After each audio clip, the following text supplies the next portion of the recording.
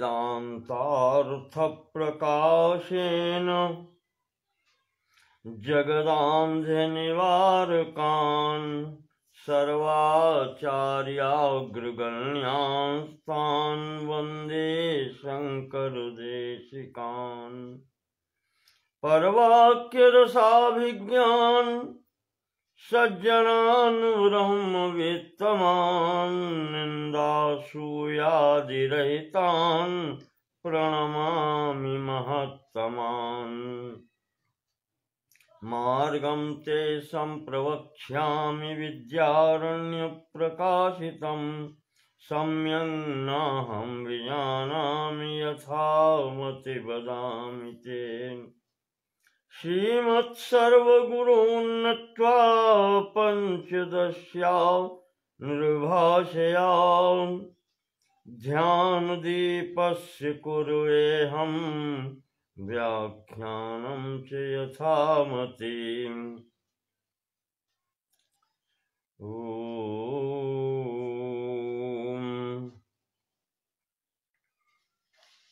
श्रीमद्विद्यारण्य स्वामी मुनिवर्य विरचित अद्वैत परक ग्रंथ पंचदशी के नवम प्रकरण के अंतर्गत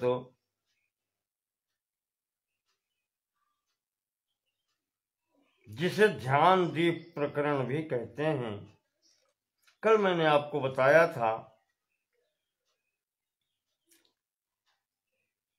कि यहां पुरुष को जो स्वच्छंदता मिली है उपासना इत्यादि में, पुरुषस्येच्छया कर्तुमन्यथा शक्योपास्थिरतो नित्यं कुर्यात् प्रत्यय संततिम्।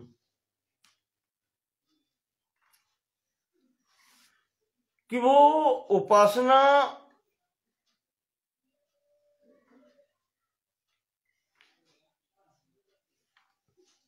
कर सकता है, नहीं भी कर सकता है, और उसके विपरीत भी कर सकता है। पर फिर भी स्वामी जी ने कहा है कि उपासना नित्य करनी चाहिए। लाभ ये होता है कि वेदाध्यायी ह्यप्रमत्तोऽधीते स्वप्ने धिवासतः। निरंतर जो कार्य होता रहता है, जिसे अध्ययन करने वाला वेद पाठी वेदाध्यायी प्रमाद रहित होकर के वेदाध्ययन सदैव करता रहता है, चिंतन करता रहता है, तो उसकी अवस्था ये भी आ जाती है कि स्वप्ने धिवासितः, स्वप्न में भी उसका वो चिंतन चलता रहता है। जपिता तु जपत्येव, इसी प्रकार से जप करने वाले का जप भी तथा ध्याता पिवासयेत, और ऐसे स्थिति ध्यान करने वाले की भी होती है। जो निरंतर ध्यान करता रहता है उसका फिर स्वप्न अवस्था में भी ध्यान होता रहता है। विरोधी प्रत्ययं त्यक्त्वा नैरन्तर्येण भावयन्। कहते हैं कि विरोधी प्रत्ययम त्यक्त्वा, विरोधी भावनाओं को छोड़ करके नैरन्तर्येण भावनम भावयतु, जो निरंतर उपासना करता है, अपने उपास्य की उपासना करता है, तो लभते वासनावेशात् स्वप्नादौ अपि भावनाम। तो किसी स्थिति में हो, यहां तक कि स्वप्न अवस्था में भी उसका वो भाव चलता रहता है, स्वप्न में भी उसका ध्यान होता रहता है। भुञ्जानोऽपि निजारब्धम् आस्थातिशयतो निशम् ध्यातुं शक्तो न संदेहो व्यसनी यथा विषय व्यसनी यथा। जैसे व्यक्ति जब विषयों में आसक्त हो जाता है तो वही स्थिति उसकी स्वप्न में भी होती है। जिन वासनाओं की पूर्ति जागृत अवस्था में नहीं हो पाती, वो उसकी पूर्ति स्वप्न अवस्था में करता है, पर वो विषयों का ध्यान भी निरंतर चलता रहता है। ठीक इसी प्रकार से कि भुञ्जानोऽपि निजारब्धम्, अपने प्रारब्ध वश जो उसको भोग प्राप्त होते हैं उनका भोग करते रहने पर भी जो निरंतर ध्यान करता रहता है उसका फिर ध्यान भंग नहीं होता। अभ्यासवश उसका ध्यान भी निरंतर चलता रहता है। स्वामी जी को उदाहरण देते हैं, जैसे परव्यसनिनी नारी व्यग्रापि गृह कर्मणि तदेवास्वादयत्यन्तः परसंग रसायनम। पर पुरुष की अभिलाषा करने वाले स्त्री नारी जैसे अपने घर में समस्त गृह कार्य करते हुए भी उस जार पुरुष की, उस पर पुरुष की संगति के रस का अनुभव करती रहती है, तदेव आस्वादयत्यन्तः परसंग रसायनम। वो जार या उपपत्ति या पर पुरुष के संग का जो आनंद उसको मिल चुका है उसका चिंतन उसका छूटता नहीं, वो चलता रहता है घर में समस्त कार्य करते हुए। पर संगम स्वादयन्त्या अपि नो गृह कर्म तत्व कुंठा भवेद अपि त्वेतदापाते नैव कुंठा भवेदपि त्वेतदापाते नैव वर्तते। और वो जो चिंतन उसका चलता रहता है परसंग रसायनम का, पर पुरुष चिंतन का, उससे किसी भी कार्य में कोई व्यवधान भी नहीं आता। घर का काम करते हुए भी उस नारी के किसी भी कार्य में कोई व्यवधान भी नहीं आता, ध्यान उसका उधर चलता रहता है। तो इसी प्रकार कहते हैं गृह कृत्य व्यसनिनी यथा सम्यक करोति तत्व परव्यसनिनी तद्वन न करोत्येव सर्वथा।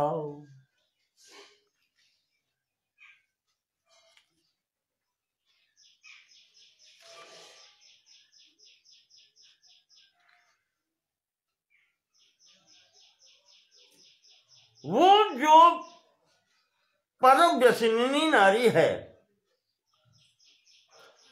कहते हैं अच्छा, और एक दूसरी नारी है जो गृह कृत्य व्यसनिनी यथा सम्यक करोति तत्व,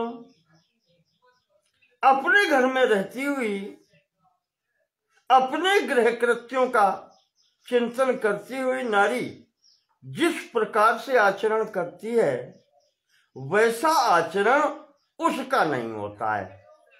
परव्यसनिनी नारी, उस परव्यसनिनी का कार्य वैसा नहीं होता है।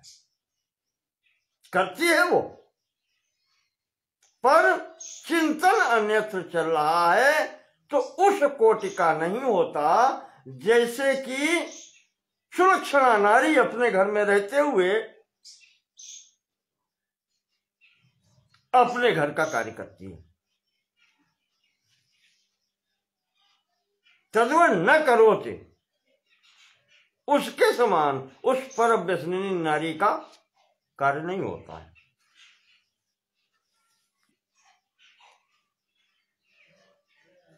तो एवं ध्यान एक निष्ठोपी लेशालौकिकमारभेत तत्त्ववित्व विरोधित्वालौकिकम सम्यगाचरेतु।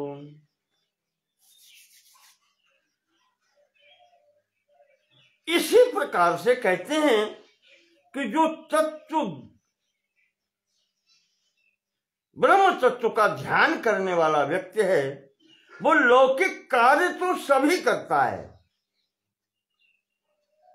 लौकिक कार्य वो सभी करता है, पर उसका वो कर्तव्य समझ करके करता है। आसक्त होकर के नहीं करता है। जैसे वो सुलक्षणा नारी अपने घर का कार्य आसक्त होकर के अच्छे भाव से करती है, वहीं पर वो परव्यसनिनी जो दूसरे का ध्यान करती है वो कार्य तो सब करती है,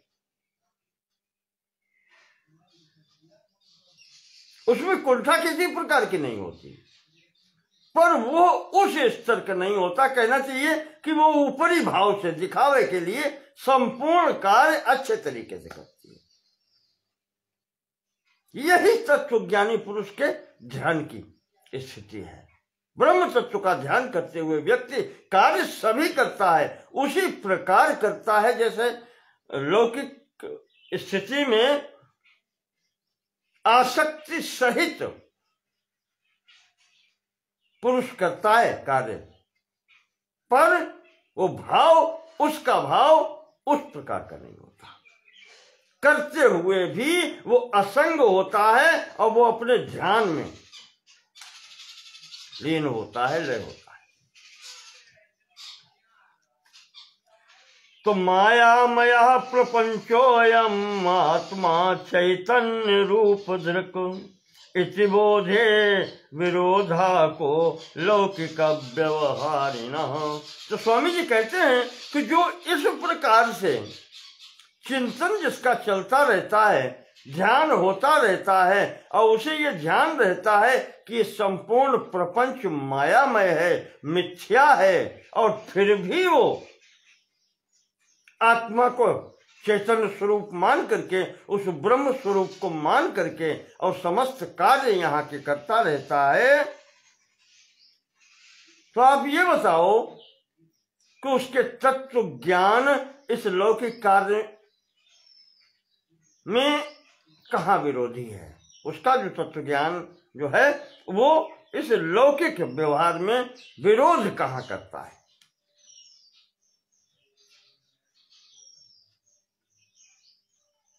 वो ध्यान करते हुए, चिंतन करते हुए भी समस्त लौकिक कार्य करता है। अपेक्षते व्यवहृतिनम प्रपंचस्य वस्तुताम नाप्यात्मजाढ्यम किम त्वेषाम साधनान्येव कांक्षति। तो इससे सिद्ध ये होता है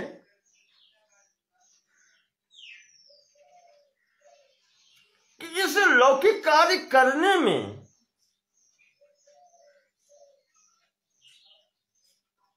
न तो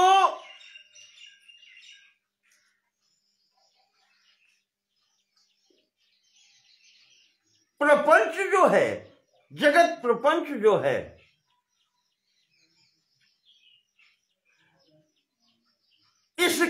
सत्यता अपेक्षित है। वो सत्य हो या सत्य हो, उसके सामने कर्म आता है, वो करता है। और न इसमें उसकी आत्मा में कोई जड़ता आ जाती है, क्योंकि उसका चिंतन तो चल रहा है। ब्रह्म चैतन्य का चिंतन करता हुआ उसकी आत्मा जड़ तो नहीं हो जाती। इस प्रपंच जड़ के संग में, ज्ञान के साथ में सब करता हुआ भी वो वस्तुतः वैसा ही रहता है।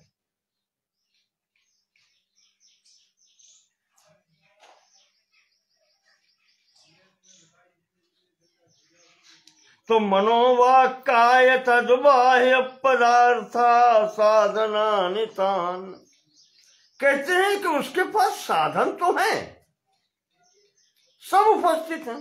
साधन न हो तो बात कर सकते हैं कि साधन ही नहीं है। उसके पास सभी इंद्रियां हैं, शरीर है, मन भी है, साधन तो सभी उपलब्ध हैं। तत्वभिन्नोपमृदनाति व्यवहारो से नो कुतः, तो उस तत्व ज्ञानी के कार्य करने में बाधा कहां आती है? क्या बाधा है? क्यों नहीं कर सकता?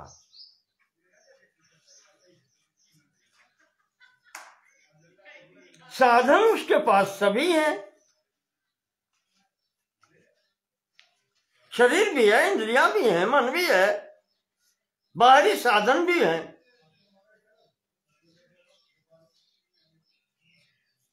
तो व्यवहार करने में या कार्यों को करने में यहां जो रह करके व्यक्ति को करना चाहिए,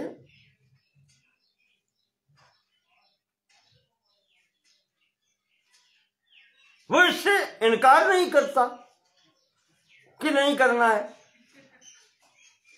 तो व्यवहारिकता में बाधा कहां आती है? व्यवहार क्यों नहीं होगा? होगा, जैसा होता रहा वैसा होगा।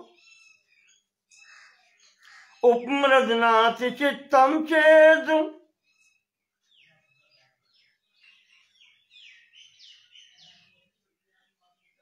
ध्याता सौ न तु तत्ववित्,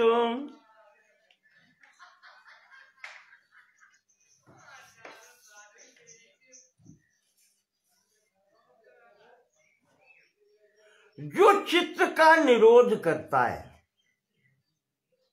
उपमर्दनाथ रोकता है,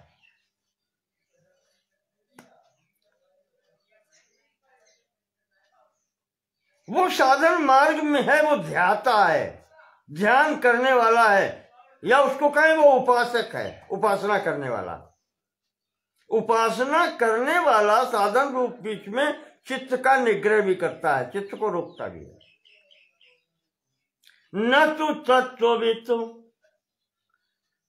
पर जो तत्व चिंतन का अभ्यासी है, उस परम ब्रह्म के चिंतन का जो अभ्यासी है, उसे इसकी क्या आवश्यकता है? उसका वो तो अभ्यास है, उसका अभ्यास में है।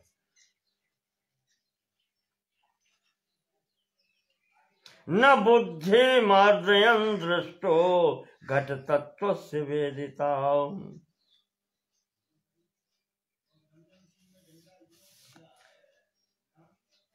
स्वामी जी कहते हैं कि तत्वज्ञानी जिसका ज्ञान हो गया है, बोध प्राप्त हो गया है, वो चित्त का रोकने की उसको कोई आवश्यकता नहीं होती। ये आवश्यकता होती है उस साधक की जो उपासना कर रहा है, जो ध्यान ध्याता है, उपासक है। जो जैसे घड़ा जो है,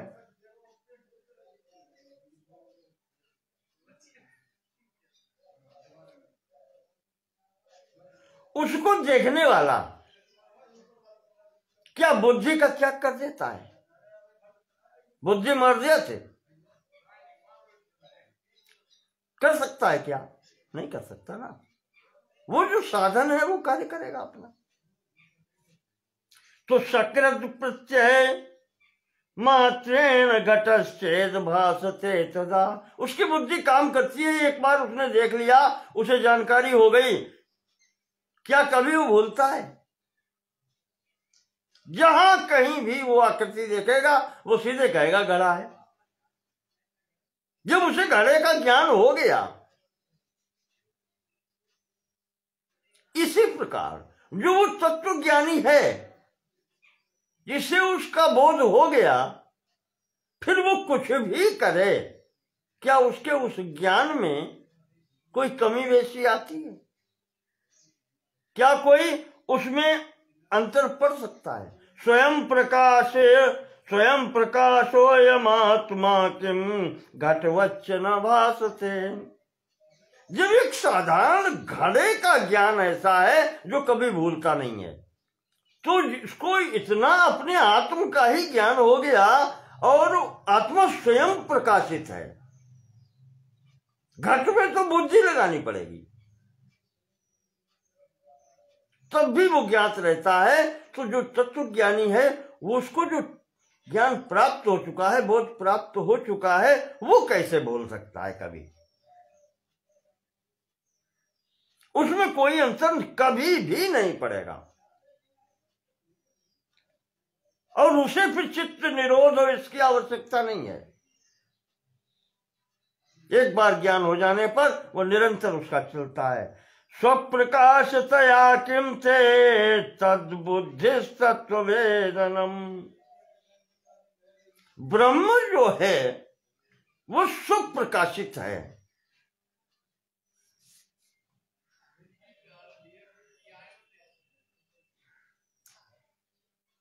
और तद्बुद्धिस्तत्ववेदनम, और तत्व ज्ञान जो है, ये तो कहते हैं बुद्धि का ही तो कार्य है।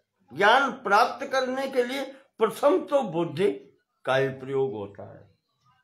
और जो बुद्धि को आप ये मानते हैं कि प्रपंच में आ जाती है, क्षणिक है,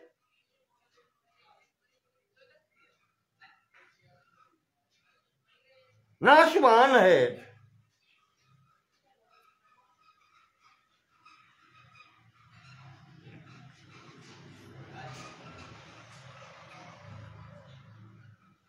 तो इसीलिए तो फिर बार बार, क्या इसी के कारण उसको बार बार चिंतन करना पड़ता है? वो कहते हैं नहीं, बुद्धिश्च क्षणनाश्येति चोद्यम तुल्यम घटादिषु। कहते हैं अगर ये मानोगे कि बुद्धि क्षणभंगुर है, नाशवान है, तो फिर ये स्थिति वहां घड़े के ज्ञान में भी तो माननी पड़ेगी ना भाई। एक ही इधर लगाते हो तो वो तर्क वहां भी तो लगेगा, पर ऐसा देखा नहीं जाता। घड़े का एक बार ज्ञान हो जाने के बाद में वो सदैव रहता है। घटादौ निश्चित बुद्धि नश्यति यदा घटा। तब वो तर्क करने वाला कहता है कि अच्छा ठीक है, घड़ा जब तक है तब तक बुद्धि कार्य कर रही है, लेकिन घड़े के नष्ट हो जाने पर तो फिर बुद्धि वो समाप्त हो जाती है, फिर वो तो नहीं रहेगी।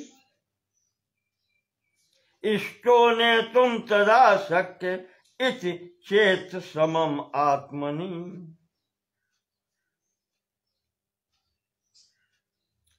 तो अब जब दूसरा घड़ा देखेगा घट, तब उसको बुद्धि फिर दूसरी तरफ ले जानी पड़ेगी।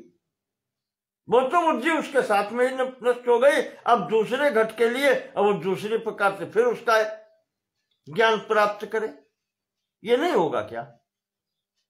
तो कहते हैं नहीं, ऐसा भी नहीं है।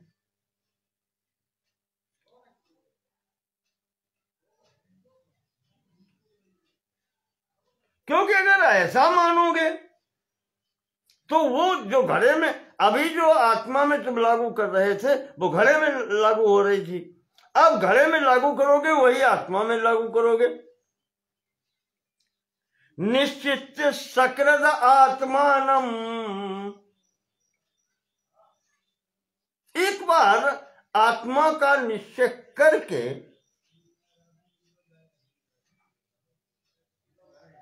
जब उसको जान लेता है तब घड़े की भांति, क्या आत्मा नष्ट होने वाली है? विचार करके देखो, क्या ये आत्मा नष्ट होने वाली वस्तु है? जो कह दिया घट का नाश हो गया तो बुद्धि वो नष्ट हो गई, फिर अन्यत्र उसको ले जाना पड़ेगा।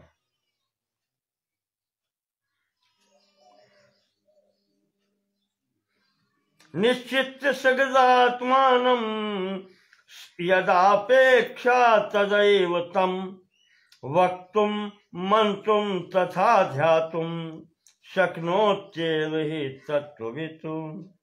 जब एक बार आत्मा को निश्चय करके जान लिया तो फिर उसका भूलना या उसका नष्ट होना नहीं होता।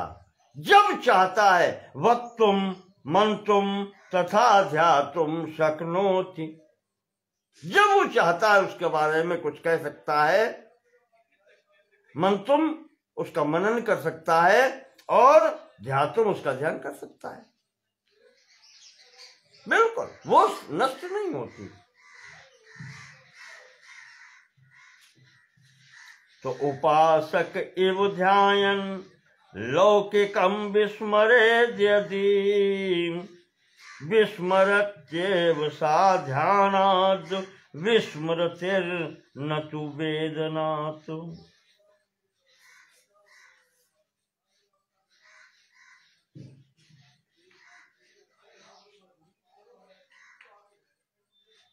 ध्यान दोनों करते हैं, उपासना वाला भी ध्यान करता है और तत्वज्ञानी भी ध्यान करता है।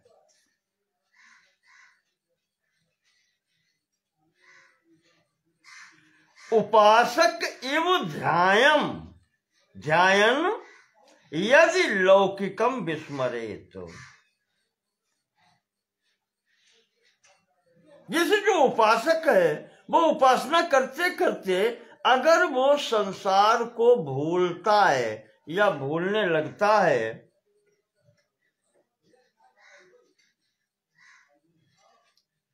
तो कहते हैं कि उसका वो भूलना, संसार की स्थिति को भूलना, ध्यान में ध्यान करते करते उसका कारण है ध्यान, उसका कारण ज्ञान नहीं है। ज्ञान जो हो जाता है वो कभी नहीं भूलता। एक वस्तु के ध्यान में एकाग्र होने पर अन्य वस्तु का विस्मरण हो सकता है, वो उसको भूल सकता है,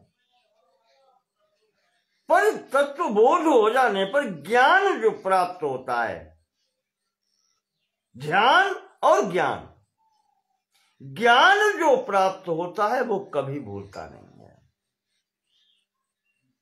ध्यानावस्था में बाहरी प्रपंच का को भूल सकता है, पर ज्ञानी जो है, ज्ञान स्थिति में विचारवान पुरुष जिसको तत्वबोध हो चुका है, उसके लिए क्या आवश्यकता है किसी को बोलने की। ध्यानम त्वैक्षिक में तस्य वेदनान मुक्ति सिद्धिता। अब ये तत्वज्ञानी भी ध्यान करता है तो ये उसका व्यवहारिक स्वरूप है। ध्यान के लिए नहीं, पूजन करके लिए।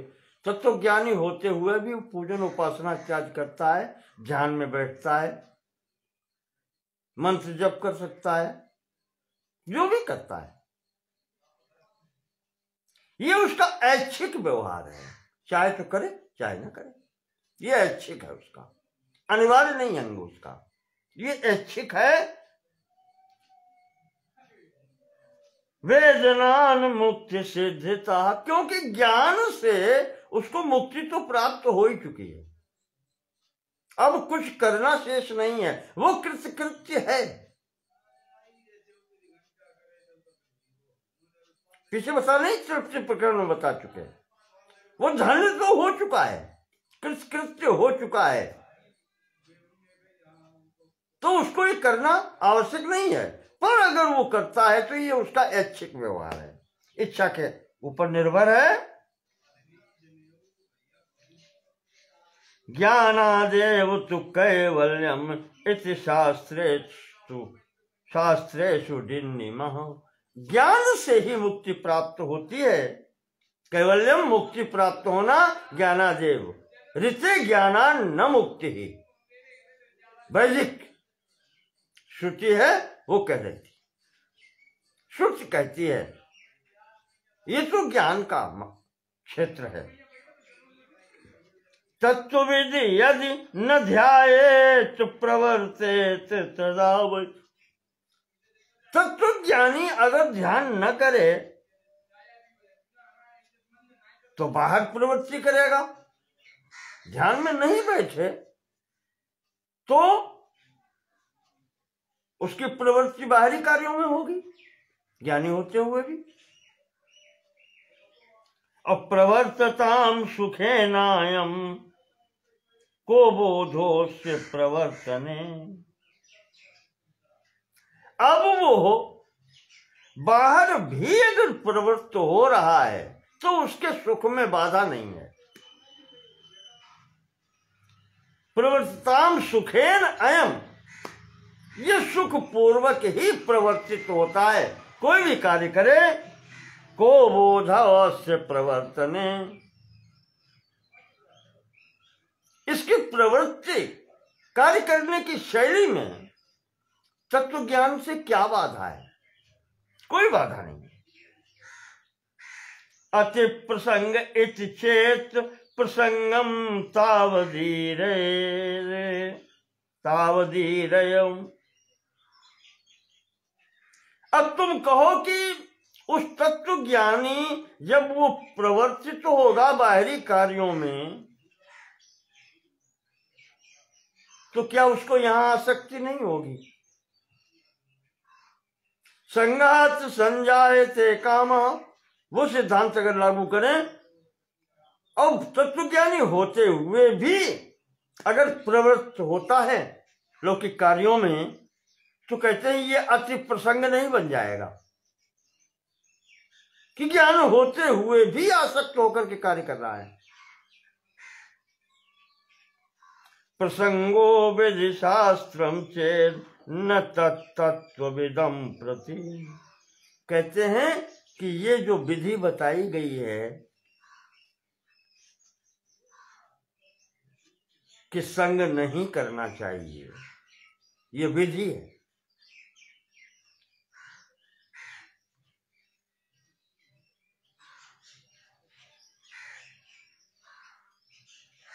और एक इसको ये विधि है कि संग नहीं करना चाहिए, लेकिन अगर उसको विचार करें तो ये निषेध है, ये निषेध है, ऐसा नहीं करना चाहिए, ये तो निषेध है। तो स्वामी जी कहते हैं कि यहां निषेध भी विधि का रूप धारण कर लिया है।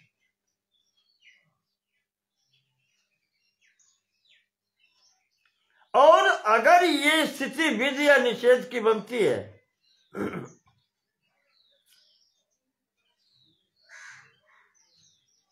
तो प्रसंगो विधि शास्त्रम चेत, ये आसक्ति, ये संग, उसका निषेध यानी विधि निषेध जो है वह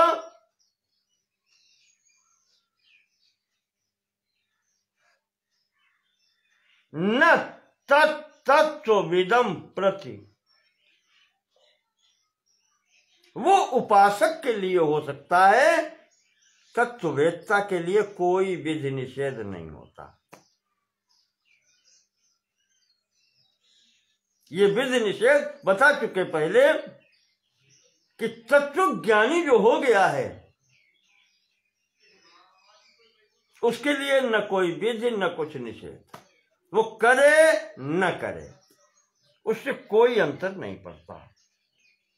जैसे वर्णाश्रम वयोवस्थाभिमानो यस्य विद्यते, वर्णाश्रम की जो व्यवस्था बताई गई है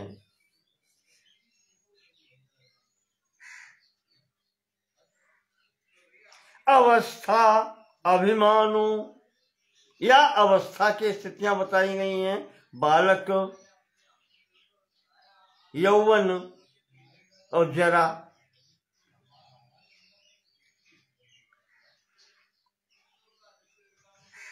इन सब वस्तुओं का अभिमान जिसे होता है तस्यैव च निषेधस्य, कहते हैं उनके लिए ही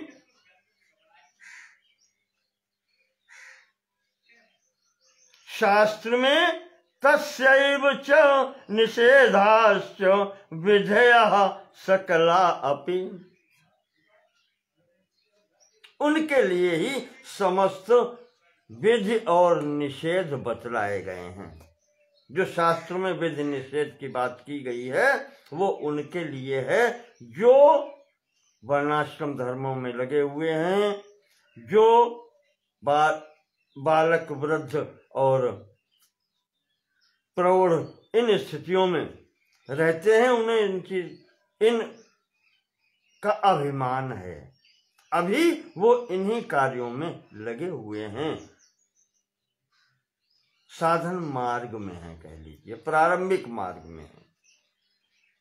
कहते हैं विधि निषेध उनके लिए, तत्व ज्ञानी के लिए नहीं। वर्णाश्रमादयो देहे मायया परिकल्पिता नात्मनो बोध रूपस्य इत्येवं तस्य निश्चया। और तत्वज्ञानी की दृष्टि में ये सब क्या है? वर्णाश्रम आदि अवस्थाएं, शरीर की आयु, ये सब क्या है? कहते हैं माया परिकल्पिता। ये सब बातें जो हैं उसकी दृष्टि में माया के द्वारा परिकल्पित हैं, अर्थात मिथ्या हैं। इनका तत्व ज्ञानी के लिए कोई मूल्य नहीं है। न आत्मनो बोध रूपस्य, ये कोई भी गुण उस आत्मा के नहीं है। जो सत्ता है, जो सत्य पदार्थ है, ये उसके गुण नहीं है। ये सब माया कल्पित है, इसलिए मिथ्या है। ये उस तत्व ज्ञानी की दृष्टि होती है। एवं तस्य विनिश्चयः, ये उस तत्व ज्ञानी का निश्चय होता है।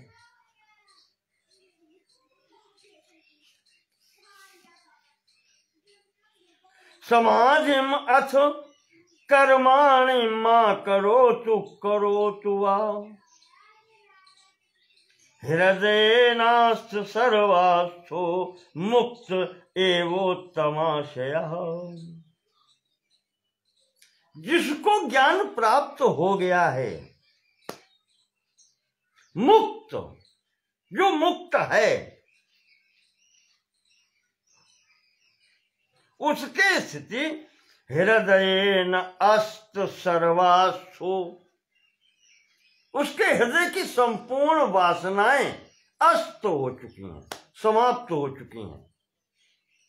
तो वो समाधि माथ कर्माणि मा करोतु वा, फिर वो समाधि आदि जितने भी कार्य हैं वो करे न करे, ये उसके ऊपर कोई बाध्यता नहीं है।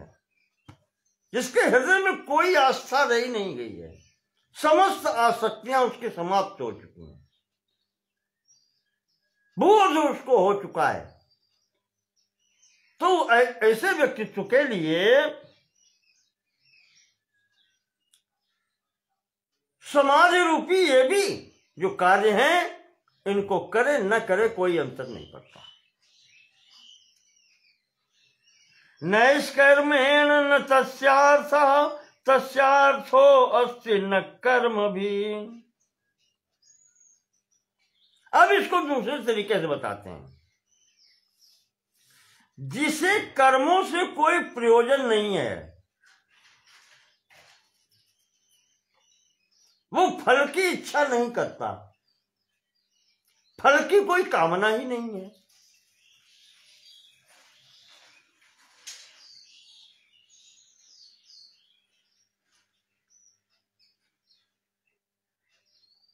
तो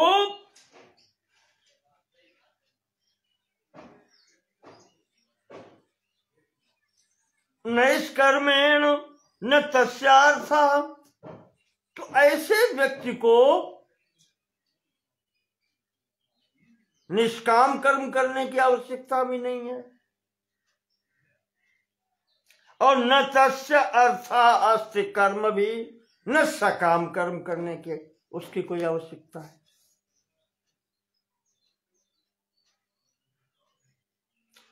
जो वासना रहित हो चुका है तो उसके तो समस्त कार्य वैसे ही निष्काम है, तो वो निष्काम कर्म करे, न तो उससे उसका प्रयोजन है और न सकाम कर्म से उसका प्रयोजन छूट ही चुका है। न सकाम कर्म से उसका और न निष्काम कर्म से उसका किसी प्रकार से उससे कोई प्रयोजन नहीं है। ऐसे ही उसको न समाधौ न जपाभ्याम यस्य निर्वासनम मना, जिसका मन वासना रहित चित्त वासना रहित हो चुका है, न उसको जप से कोई प्रयोजन है और न उसको समाधि से कोई प्रयोजन है। करे तो ठीक, ना करे। आत्मा संगस्तोन्यस्त्यादिन्द्र जालम हिमायिकम। जब आत्मा, ये ज्ञान है, उसको बोध है कि आत्मा असंग है, इन सब से अलग है,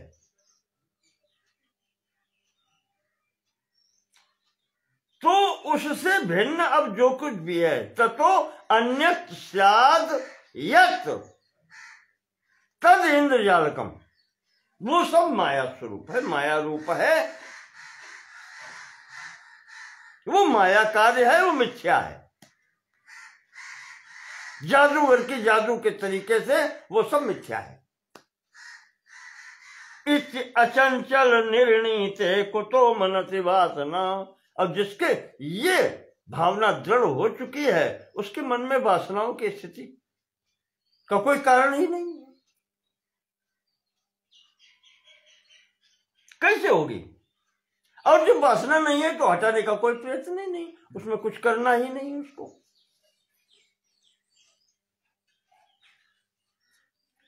एवं नास्ति प्रसंगोपि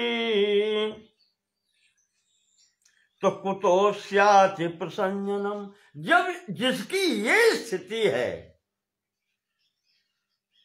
तो स्वामी जी पीछे वाले श्लोक पर ले जा रहे हैं जहां पर वो कह रहे थे कि अति प्रसंग हो जाएगा, बहुत आसक्ति हो जाएगी। तो स्वामी जी कहते हैं कि जब ये स्थिति उसकी है, मन में कोई वासना ही नहीं है, तो संग ही नहीं होगा तो अति प्रसंग कैसे होगा? सब कुछ करते हुए भी। एवं नास्ति प्रसंगोपि, उसका प्रसंग ही नहीं होगा तो अति प्रसंग की बात ही कहां उठती? प्रसंगो यस्य तस्यैव संकेताति प्रसंजनम। ये शंका तो वहां होती है जहां पहले से ही आसक्ति है, तो उन्होंने कहा आसक्ति और दृढ़ हो जाएगी।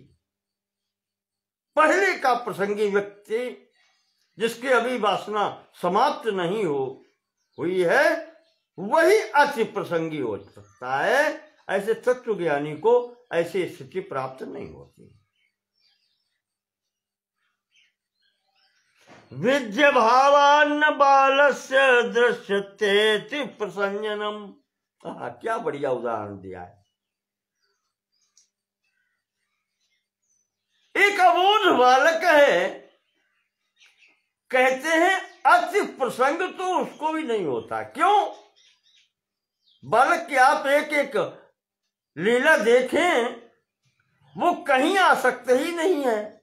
अभी कोई वस्तु उसको अच्छी लगी, उसने उठाई और कहो अभी वो तोड़ दे उसको।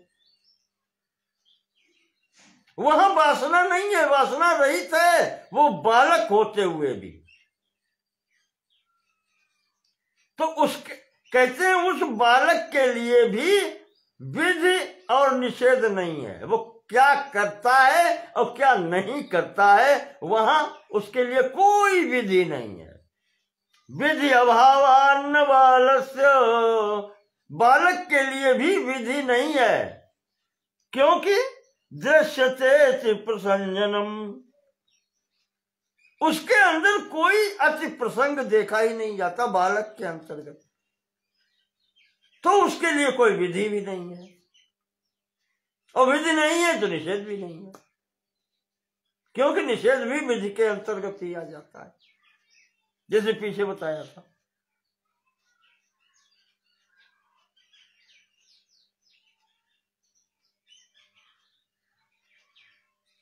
तो जब बालक के लिए नहीं है तो स्यात् कुतोचि प्रसंगोस्य विद्य भावे समय सति। इसी प्रकार स्थिति उस तत्व ज्ञानी की हो जाती है, वो भी बिल्कुल इस बालक की समता के समान हो जाता है, बालक के समान होता है, और उसके लिए भी फिर विधि निषेध का कोई स्थिति नहीं होती। क्यों? क्योंकि जैसे बालक में अति प्रसंग नहीं होता है, इसी प्रकार से उस तत्व ज्ञानी में भी अति प्रसंग नहीं होता। न किंचित वेत्ति बालश्चेत् सर्वं वेत्त्येव तत्त्ववित्। देखिए आप दोनों की स्थितियां एक जैसी हैं। स्वामी जी कह रहे हैं कि न किंचित वेत्ति बालः, वो बालक कुछ नहीं जानता, इस कारण उसका अति प्रसंग नहीं होता। और सर्वं वेत्ति एवं तत्ववित्, और वो तत्व ज्ञानी व्यक्ति जो है वो सब कुछ जानता है। कहते हैं ये दोनों एक जैसे होते हैं।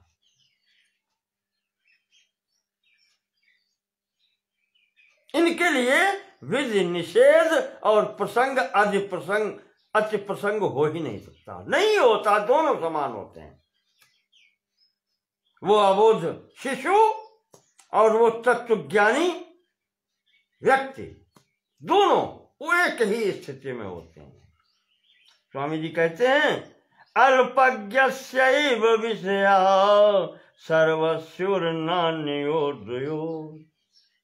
ये विधि निषेध अल्पज्ञ व्यक्तियों के लिए बनाए गए हैं। जो अल्पज्ञ हैं, या तो बालक हो जो कुछ भी नहीं जानते, अबोध, या बोधवान जिनको तत्ववेत्ता कहते हैं, सर्वज्ञ हैं, वो सर्वम वेत्ति, सब कुछ जानते हैं कि सब माया और माया के कार्य प्रपंच हैं, मिथ्या हैं। इन दो को छोड़ करके जो अल्पज्ञ होता है, ना इधर का न उधर का, कहते हैं समस्त विधि निषेध उनके लिए होते हैं।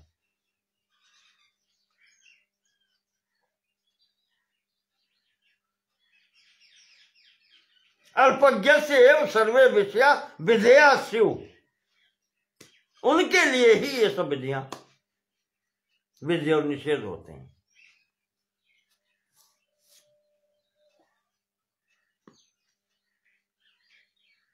जो व्यक्ति अज्ञ है, बालकवत है,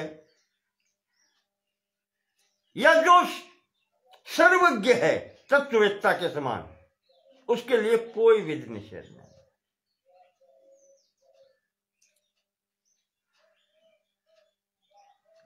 अब यहां पर एक बात और उठाते हैं स्वामी जी कि एक शंका करने वाला ये शंका करता है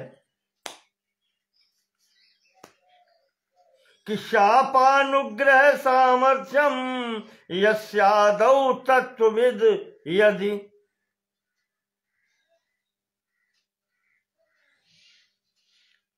तन्न शापादि सामर्थ्यम फलम स्यात् तपसो यतः।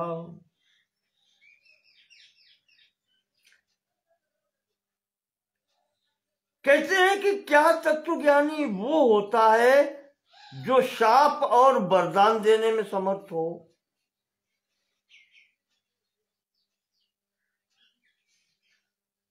क्या तत्वज्ञानी शाप और वरदान देने में समर्थ है?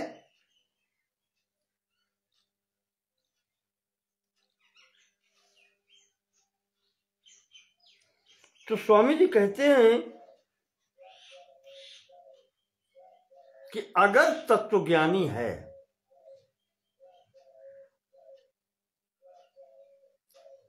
तो उसे किसी को शाप देने की या वरदान देने की क्या आवश्यकता है? शाप देगा जब किसी से रुष्ट होगा, वरदान देगा जब किसी से प्रसन्न होगा। फिर तत्वज्ञानी कैसा?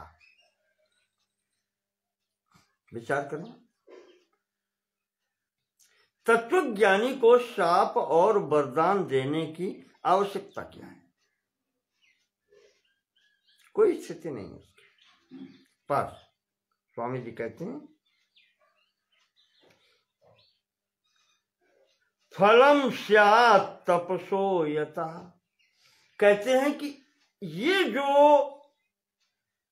शाप और वरदान देने की सामर्थ्य होती है, ये तपस्या से प्राप्त होती है। इनके लिए कुछ अलग से कार्य करना पड़ते हैं।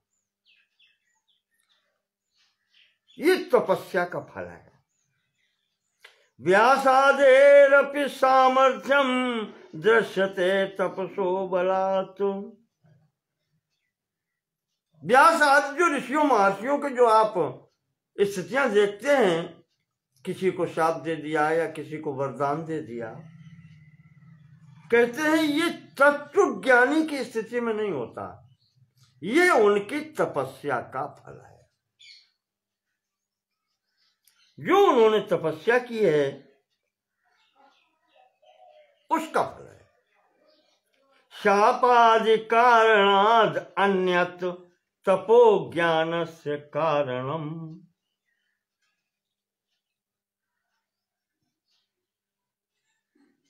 तपा ज्ञानस्य कारणम ये अलग है और शापादि कारणम तपः वो अलग है। ये दोनों तपस्याएं स्वामी जी कहते हैं भिन्न भिन्न है, एक नहीं है। तत्व ज्ञान को प्राप्त करने के लिए तपस्या वो मार्ग अलग है और शाप अनुग्रह करने की सामर्थ्य प्राप्त करने का लिए जो तप है वो तप अलग प्रकार का है। इन दोनों में अंतर है। तो द्वयम यस्यास्ति तस्यैव, ये दोनों तप जिसके अंतर्गत जिसमें होते हैं, तस्यैव उसमें ही सामर्थ्य ज्ञान योर्जनी, उसमें सामर्थ्य और ज्ञान ये दोनों होते हैं। ये दोनों तप जिस व्यक्तित्व जिस व्यक्ति में होते हैं वो शाप वरदान भी दे सकता है और तत्वज्ञानी तो वो है।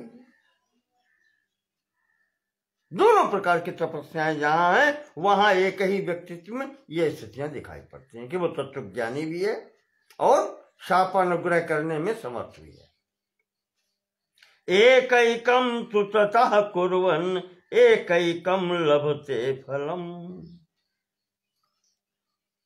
इस कारण से याद रखें कि जो एक कार्य के लिए तपस्या करता है उसे दूसरे कार्य का फल नहीं मिलता है।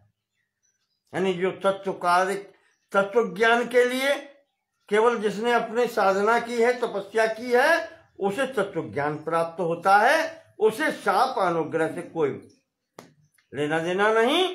और इसी प्रकार से जो इस प्रकार की शक्ति प्राप्त करता है शाप अनुग्रह करने की और तत्व ज्ञान में विचार नहीं करता है तो उसे वो तत्व ज्ञान नहीं प्राप्त होता है। एक प्रकार का तप करने से उसी प्रकार का फल होता है और दूसरे प्रकार का तप करने से दूसरे प्रकार का फल होता है। जिसने दोनों की हैं एक साथ उसे दोनों प्रकार के फल प्राप्त होते हैं। सामर्थ्यहीनो निंद्यश्चेद यतिर्विधि विवर्जितः।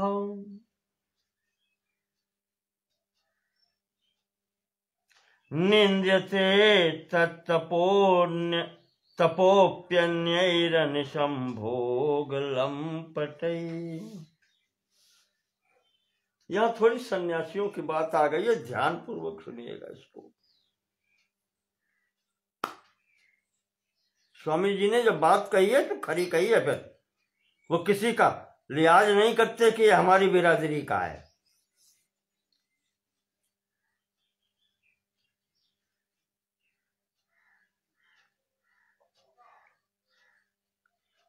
कहते संसार में ये देखा गया है कि सामर्थ्यहीनो निंद्यश्चेद यति विधि विवर्जिता। जिसने सन्यास ले लिया है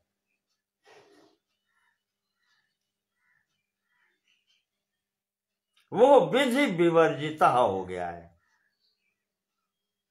देखें आप लौकिक स्थिति बता रहे हैं। सन्यास लेने पर क्या होता है, कहीं कहीं मैंने सुना था किसी के मुंह से, महात्माओं के मुंह से ही, दंड ग्रहण कर लेता है वो नारायणम भवेत, वो नारायण हो जाता है, ब्रह्म स्वरूप हो जाता है, तो उसके लिए विधि निषेध समाप्त हो गए। और उसमें अगर ये सामर्थ्य नहीं है शाप अनुग्रह की तो कहते हैं कि उसकी सांसारिक लोग निंदा करते हैं, कैसा है महात्मा जो कुछ कर ही नहीं सकता, न किसी को शाप दे सकता, न वरदान दे सकता है, और ऐसा सन्यासी है। सन्यासी के ऊपर आक्षेप।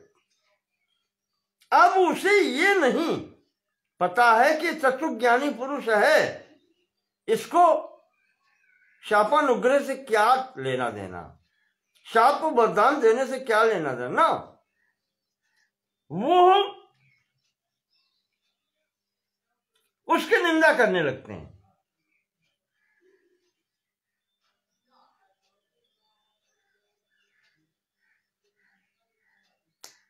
तो स्वामी जी कहते हैं कि इससे क्या अंतर पड़ता है। जो कर्मकांडी व्यक्तित्व हैं बहुत प्रकार के विधि नियमों का पालन करते हैं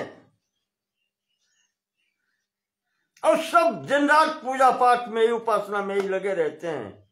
कहते हैं साधारण पुरुष उनकी निंदा करते हैं। कर्मकांडी अगर सन्यासी पर आक्षेप करें तो कहते हैं कि साधारण पुरुष उन कर्मकांडियों के भी निंदा करते हैं। देखो गाय संसारिक स्थितियां हैं, उसका क्या विस्तार से बताना।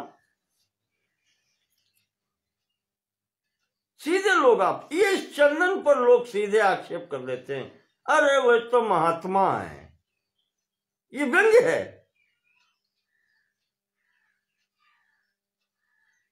तो स्वामी जी कहते हैं कि इससे ऐसी घटनाएं होती रहती हैं।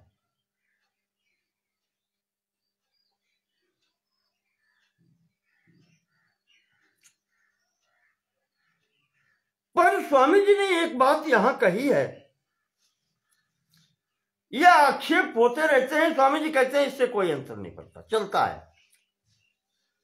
कर्मकांडी लोग सन्यासियों पर आक्षेप करते हैं कि क्या लाभ हुआ, इतना सब कुछ करके किसी का न कुछ बना सकते न बिगाड़ सकते। आजकल भी यही होता है। उन्होंने कहा ये हमारे राष्ट्र पर संकट है और इतने ऋषि मुनि महात्मा सब कुछ हैं, क्या इसको कोई टाल नहीं सकता। स्थिति है, यही आक्षेप है। तो वहीं इन कर्मकांडियों पर साधारण व्यक्ति आक्षेप करते हैं, ये इतनी बड़ी बड़ी यज्ञ कराते घूमते हैं, इससे क्या होता है, सब खाने कमाने का साधन है, करते आक्षेप, करने दो। स्वामी जी कहते हैं तो दुनिया की स्थिति चलता है, इस प्रपंच में ये सब होता है। फिर स्वामी जी एक बात उठाते हैं कि भिक्षा वस्त्रादि रक्षेयुर यदि एते भोग तुष्ट। ध्यान से सुनिएगा, 9वें प्रकरण का 116वां श्लोक है।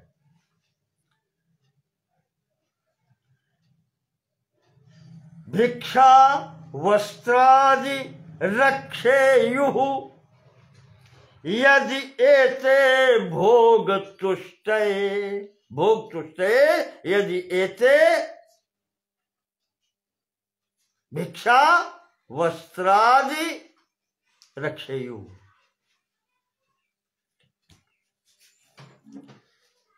अगर ये भिक्षा करके और वस्त्र आदि लेकर के संग्रह करते हैं, भोग तुष्टये, अपने भोगों की तुष्टि संतुष्टि के लिए। सन्यासी की बात कर रहे हैं। अहो यचित्व में तेषाम वैराग्य भरमंथरम। क्या कहोगे इन सन्यासियों के लिए जो स्वामी जी ने आश्रम का ये कहो कि नाम नहीं लिया, घर से निकल जाते हैं वैराग्य लेकर के और उसके बाद भी 10-10 मंजिल के आश्रम बनवाते हैं, भिक्षा मांग मांग करके इकट्ठी करते हैं, वस्त्र आदि एकत्र करते हैं। किस लिए? भोग तुष्ट है, जो भोग घर पर नहीं कर पाए वो वहां करने के लिए ये सब करते हैं। कहते हैं ऐसे सन्यासियों के लिए क्या कहोगे?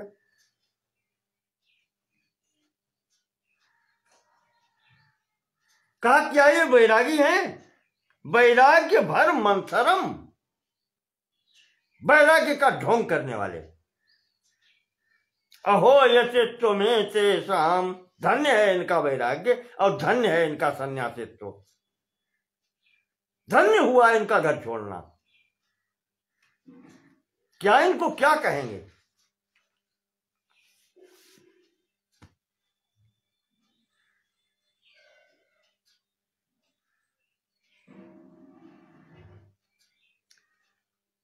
तो स्वामी जी कहते हैं कि ये जब इनकी स्थिति होगी ऐसी,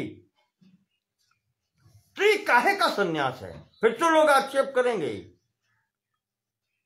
तो वर्णाश्रम परान मूढ़ा निंदन्ति उच्यते यदि देहात्म मतयो बुद्धम निंदन्त्वात् आश्रममानिनः। अब आप ये कहें, स्वामी जी की बात आगे बढ़ा रहे हैं कि तुम जो ये घर गृहस्थी में व्यक्ति रह रहे हैं, वर्ण आश्रम परान, जो वर्ण आश्रम धर्मों का पालन कर रहे हैं, गृहस्थी में रह रहे हैं, दुनिया में अपने उस लौकिक कार्य में लगे हुए हैं, मूढ़ा। स्वामी जी ने कह दिया चलो इनको मूढ़ मान लेते हैं, मोहित हैं, इनकी बुद्धि मोहित है। निंदन्तु इति उच्यते यदि,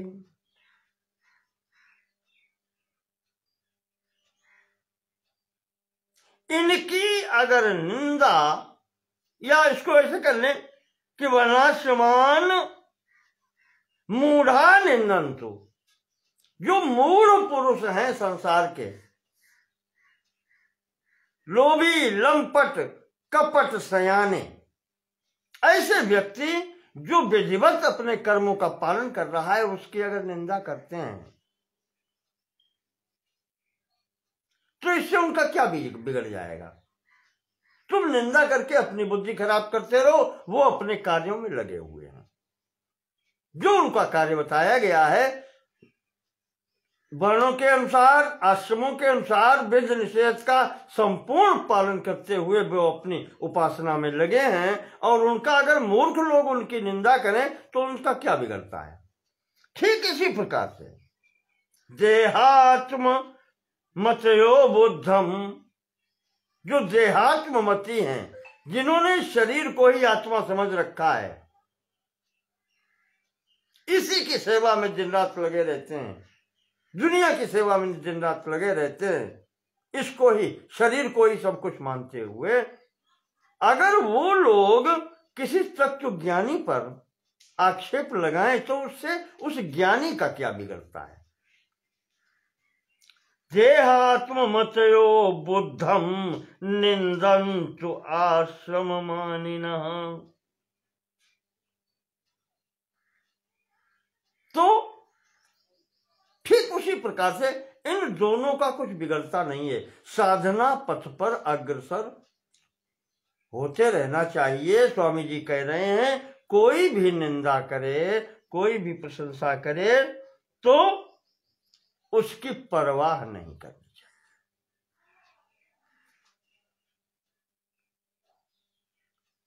उसकी कभी भी परवाह नहीं करनी चाहिए।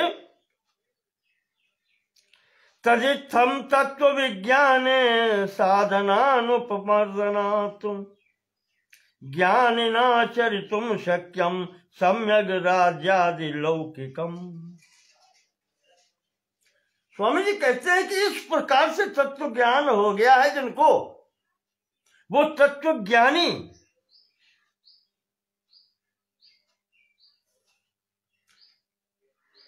क्योंकि उसके पास अभी शरीर है, कार्य करने वाली इंद्रियां हैं, मन है, शरीर है, तो वो सभी कार्य कर सकता है। उसके उस तत्व ज्ञानी पर कोई प्रभाव नहीं पड़ता, सब कार्य करते हुए।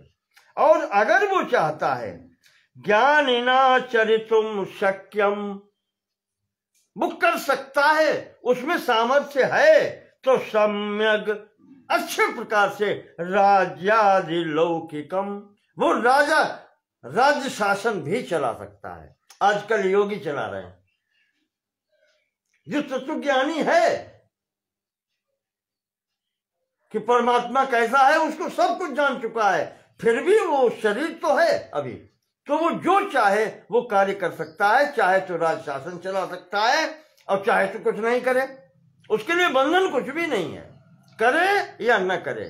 पर स्वामी जी कहते हैं कि अगर वो चाहे तो राज्यादि शासन सभी कुछ कर सकता है। तत्वज्ञानी के लिए कोई विधि निषेध नहीं है।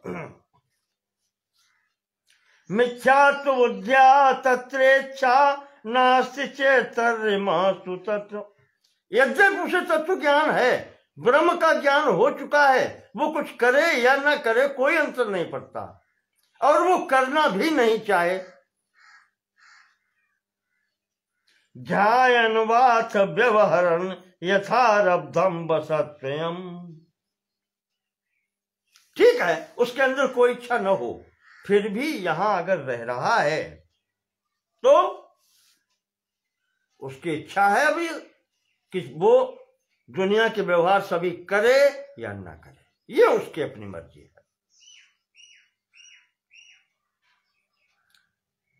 ये तत्वज्ञानी की स्थिति बताइए, करे चाहे न करे। लेकिन वहीं पर जो ध्यान करने वाला, ध्यान दीप प्रकरण की बात चल रही है, जो ध्यान करने वाला है, उपासना करने वाला है, पूजा पाठ करने वाला है, भगवान विष्णु की, शंकर की उपासना करता है, यज्ञ आदि करता है, ये उपासक लोग हैं, इनके लिए आवश्यक है उपासकस्तु सततम ध्यान एव बसे देता हो। जब तक उपासक की स्थिति है कि जब तक यहां पर संसार में रहे तब तक उसको ध्यान नहीं छोड़ना चाहिए, ईश्वर चिंतन उसका चलते रहना चाहिए। उसके लिए यह आवश्यक है। तत्वज्ञानी के लिए यह भी आवश्यक नहीं है। ध्यान उसका ध्यान तप और फिर कुछ उसके लिए आवश्यक नहीं है। लेकिन जो उपासक है, उपासना क्षेत्र में, भक्ति के क्षेत्र में आप कह लें, उसके लिए ध्यान आवश्यक है अंतिम स्थिति तक। ध्यानेनैव कृतं तस्य ब्रह्मत्वं विष्णुतादिवत्। भले ही वो ध्यान कर रहा है भगवान विष्णु का, अब हम चल रहा है, तो वह भगवान विष्णु का ध्यान करे, पर अगर वो ध्यानी तत्व ज्ञान से हो चुका है तो वो जानता है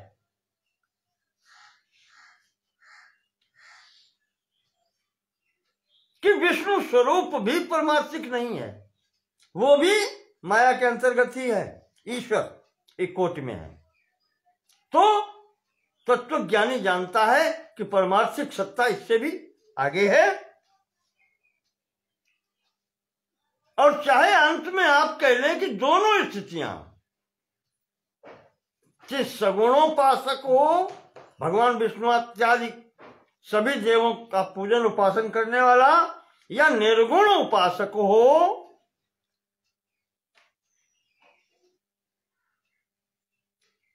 चिंतन तो सब उसी बुद्धि के द्वारा ही करते हैं। और जब बुद्धि जहां तक कार्य करती है, स्वामी जी कहते हैं वो परमार्थिक कहां है, परमार्थिक नहीं।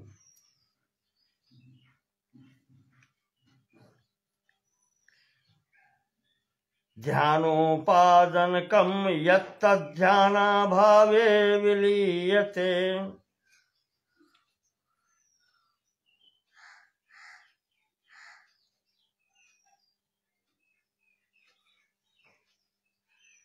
जिस वस्तु का स्वामी जी बता रहे हैं कि ध्यान किया जाता है, तो जब तक ध्यान करते रहते हैं तब तक वो ध्यान में रहती है, और जब ध्यान की अवस्था से हटते हैं तो वो वहीं पर विलीन हो जाती है।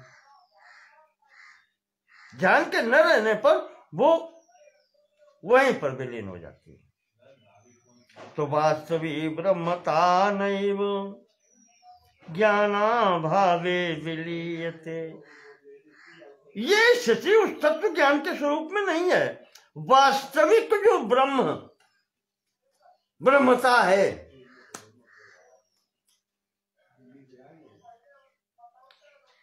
नैव ज्ञाना भावे विलीत, वो जो ज्ञान से प्राप्त हुई है, विचार से प्राप्त हुई है, वो वास्तविक तो जो ब्रह्मता है, जब ये अनुभव हो जाता है कि अहम ब्रह्मास्मि सोहम अस्मि, वो कहते हैं कि ज्ञान अगर ज्ञान की स्थिति हटा भी दें तो वो समाप्त नहीं होती, क्योंकि वास्तविकता है। वास्तविकता रहती है, कोई उसके विषय में विचार करे या न करे। ब्रह्म सत्ता है, पहले भी थी, अभी भी है, सब समय रहती है, उस पर विचार से कोई अंतर नहीं करता।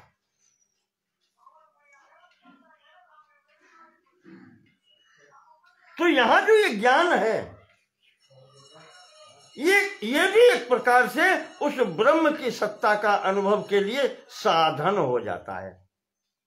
ततोभिज्ञापकम ज्ञानम, ये ज्ञान जो है उस ब्रह्म का ज्ञापक हो जाता है, अर्थात साधन हो जाता है। न नित्यम जनयत्यदः, ये न जनयति, ज्ञान ब्रह्म को उत्पन्न नहीं करता है, वो तो सत्ता है ही। उत्पन्न ज्ञान उत्पन्न थोड़ी ब्रह्म को करता है, ज्ञान एक साधन है उसको जानने का, तो ये साधन हो जाता है। ज्ञापका भाव मात्रेण नहीं सत्यम विलीयते, और अगर साधन की हीनता हो, साधन न हो आपके पास में, तो उस वस्तु की सत्ता समाप्त तो नहीं हो जाती।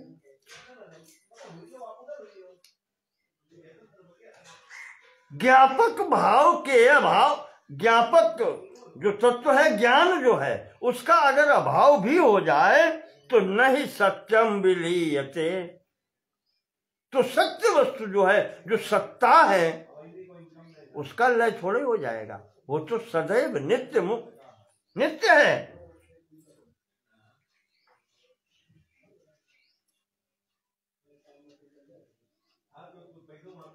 तो इस प्रकार से हम इसको आज यहीं पर स्थगित करते हैं कि कोई विचार करे या न करे, ब्रह्म विचार से उत्पन्न नहीं होता, विचार या जो ज्ञान है वो उसको प्राप्त करने का साधन है। बस यहां तक बात स्वामी जी ने की है, इसके आगे का प्रसंग हम आपको कल देंगे अंतिम भाग में इसके। तो इस प्रकार से हम इसको यहीं स्थगित करते हैं।